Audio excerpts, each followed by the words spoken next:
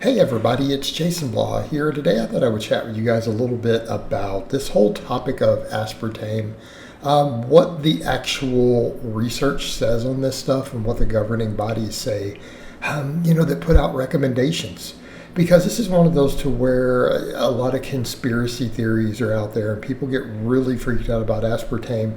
And what people need to understand with aspartame is that it is essentially, in simplest terms, it's a benign sugar. It's a sugar to where it's been twisted in the other direction so that your gut doesn't absorb it correctly and you generally just expel it.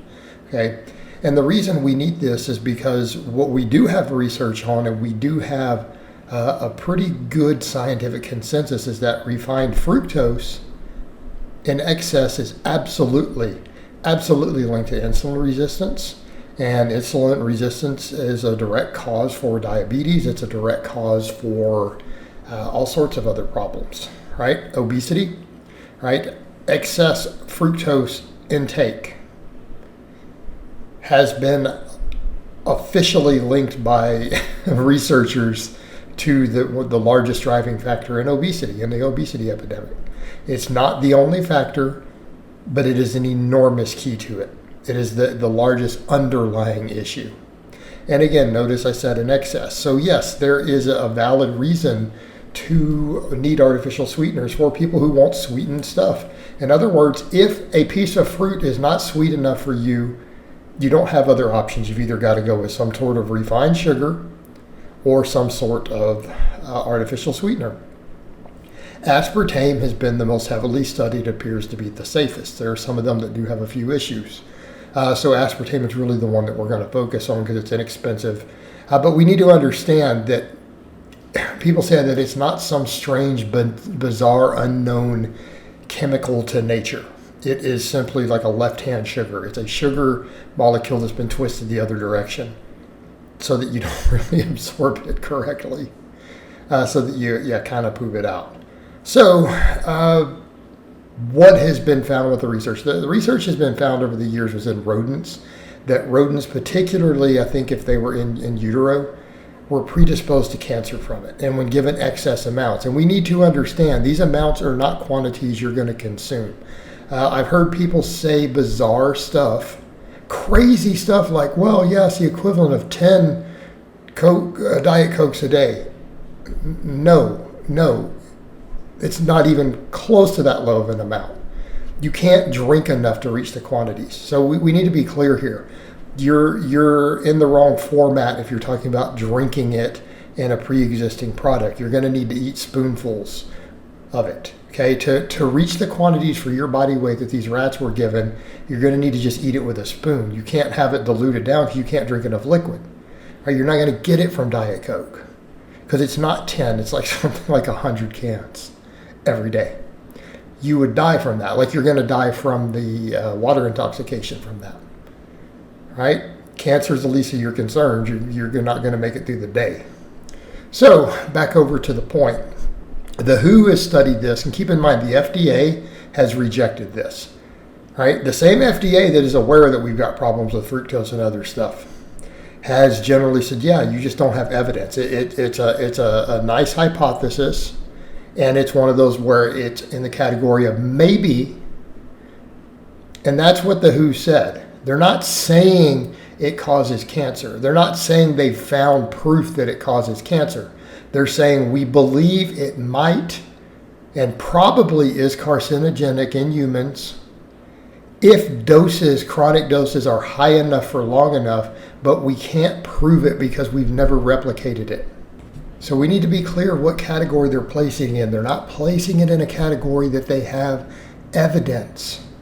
They're placing it in the category of we believe, but we can't really conduct the studies to prove it because it's not really practical or feasible to do this in humans. Okay? Do you understand that? Meaning, in other words, you're not going to be able to replicate it very easily yourself.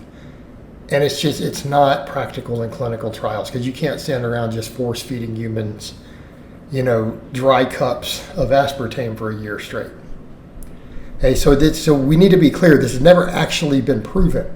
And they're saying that. They haven't placed it into the category of a proven carcinogen It's in the category of a probable if doses are high enough. All right. Even the WHO has given their safe recommendations, and so the people have a context for this amount. They're saying, but we feel that it is safe. It amounts up to 40 milligrams per kilogram of body weight. So let's say you're an 80 kilo male, so you're on the lighter end for my audience, because I'm 97 kilograms. All right, that's 3,200 milligrams a day.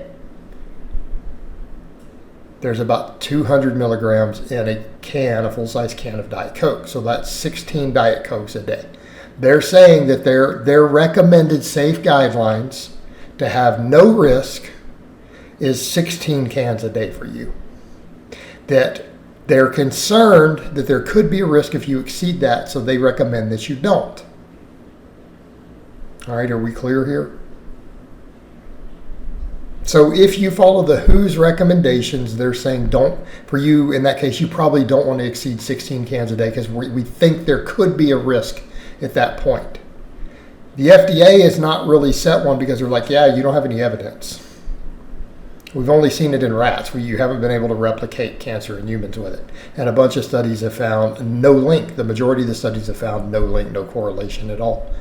Particularly American studies. A couple have found some correlation with high intakes. Correlation, not causation. And a couple types of cancer. But again, these are correlational data. So when people start saying, oh, it's been shown and that governing bodies are really concerned about aspartame, they're not, though. That's not what their statements say.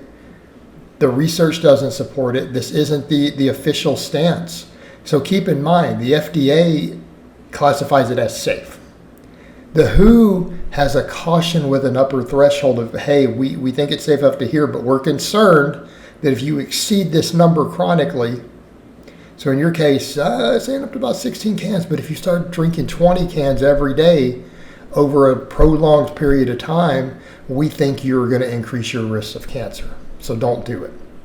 Now that's what the WHO says.